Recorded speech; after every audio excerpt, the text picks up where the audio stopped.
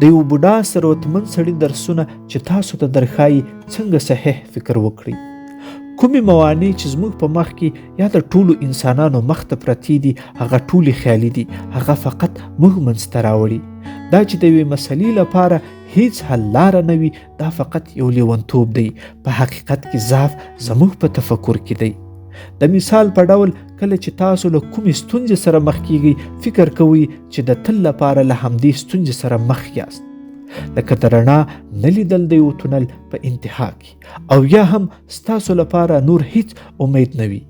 دا موضوع کولی شي په همدې ترتیب ستاسو ذهن ته شکل ورکړي. که وکولی شي خپل ځان او خپل ژوند ته په حقیقي توګه متوجه شي، دقیقاً کولی شي پوه شي چې چیرته یاست، او خپل ځان ته کاملا متوجه شي دا چې څومره پیسې لري، یا هم پوه شي چې څومره یوه بده دنده لري. همدا ډول کولی شي چې کوم ډول طرحې په ذهن کې لري ووینئ. شاید او باید ټول وخت د خپلو طرحو لپاره چې په ذهن کې لري مصرف کړئ او په هغو تمرکز وکړئ. حد اقل د دې افکارو او طرحو د پیاوړي کولو لپاره باید هر ورځ 2 دقیقې وخت اختصاص کړئ. په یو بل څه چې باید پوه شئ هغه دا ده په ژوند کې چې له کومو ناکامیو سره مخ شوي یاست بهترین معلم ده ستاسو لپاره چې په ژوند کې یې باید ولرئ.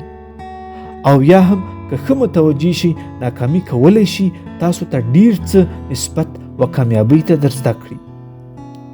هر وار چې شکست خورئ ډیر فرصتونه د دې لپاره لاسته راوړئ چې خپل ځان په خپله تر سوال لاندې راولئ.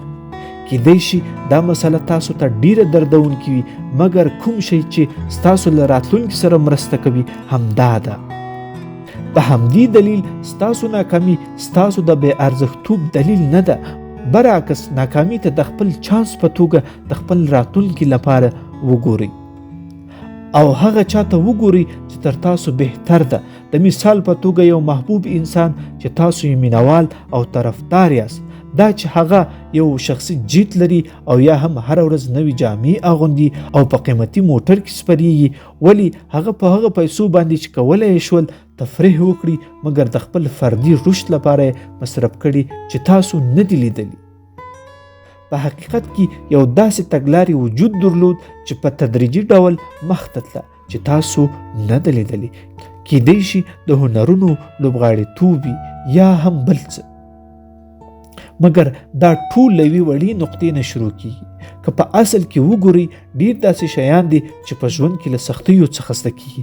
په حقیقت کې بریالیتوب په لویو کارونو کې اصلا اسانه نه ده.